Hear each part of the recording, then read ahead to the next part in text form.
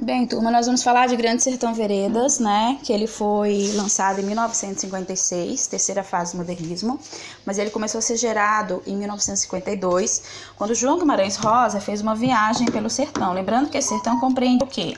Minas Gerais, Bahia e Goiás, tá? E ele era apaixonado pelo sertão, pela vida que os jagunços levavam, que era um poder paralelo ao Estado na época, tá? Porque o poder do Estado não chegava a essas regiões. Então, quem fazia eram os jagunços. Bom, não possui uma visão maniqueísta. O homem não é só bom ou só ruim. Existe o bem e o mal vigorando dentro do ser humano. Cheio de neologismos, porque ele é poliglota, então ele acaba criando novas palavras, né? Ele faz uma inovação na literatura neste livro, precisamente. Bom, Guimarães Rosa fez essa viagem, gente, foram 250 quilômetros a cavalo, né? Tá? Conhecendo essa realidade. E ele era apaixonado por esse mundo, por isso ele decidiu, então, escrever Grande Sertão Veredas. Riobaldo é o personagem principal da história. Ele começa o livro, ele já sendo velho e contando sua vida pela visão de um jagunço a um jornalista, né? No início ele fala sobre o bem e o mal, vida, morte, Deus e o diabo, então ele usa uma visão em tom imaterial. A pergunta constante que aparece é: o diabo existe? Futuramente vocês vão saber por quê, tá? Bom, um dos quesitos, ele foi criado pelo seu padrinho Celorico Mendes, que era um grande fazendeiro, tá? Bom, quando criança atravessar o Rio São Francisco, ele conhece pela primeira vez o Reinaldo. Guardem bem esse nome, tá?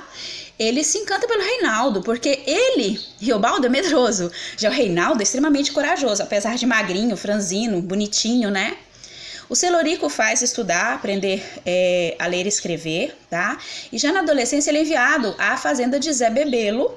Zé Bebelo, que é um jagunço também, só que quer aprender a ler e escrever. Ele tem interesse de se tornar deputado.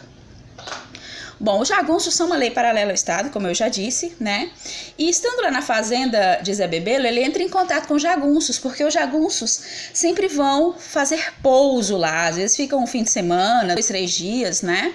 E o bando a quem ele entra em contato é o bando de Joca Ramiro, né? E ele se encanta com esse mundo.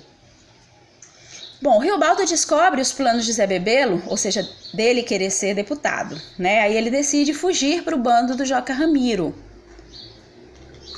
Aqui é ele e o Reinaldo. E ao entrar em contato com o Reinaldo, ele vai se sentir atraído por esse Reinaldo, né? Imagina, gente, o Reinaldo, né, é um homem. Como é que ele, um homem, também vai se sentir atraído por outro homem? Então isso é uma luta interior da parte dele, tá bom? Então ele se apaixona por ele, só que aí o Reinaldo acaba falando por ele que o nome dele não é Reinaldo, é Diadorim, né? E Diadorim é como se o chamasse pelos olhos, ele se apaixona por Diadorim. Aqui tem uma imagem, né? Bom, aí vem a Primeira Guerra, né? Do bando de Joca Ramiro, Hermógenes e Ricardão. Eles lutam contra o bando do Zé Bebelo, aquele a quem o Riobaldo foi dar aula, mas o desejo dele é acabar com toda a jagunçagem para se tornar deputado. O Zé Bebelo perde e é feito refém. Há um julgamento lá, e ele, por causa das qualidades éticas, morais, de nunca ter judiado das pessoas, uma pessoa muito direita, né? O Joca Ramiro decide então libertá-lo. Bom, só que aí o Hermógenes, que é a configuração do mal da história, junto com o Ricardão, decidem matar então Joca Ramiro e tomar conta do bando, e assim eles o fazem. Bom, foge então Reinaldo, né, que é o Diadorim. O Diadorim foge com o Riobaldo e vão procurar o Zé Bebelo em Goiás. Zé Bebelo, então, entra em guerra, porque afinal de contas o Joca Ramiro foi responsável por ele continuar vivo, né? Ele permitiu-lhe viver, devia a vida a ele. Tá? Então ele quem vai lutar contra o bando agora do Hermógenes.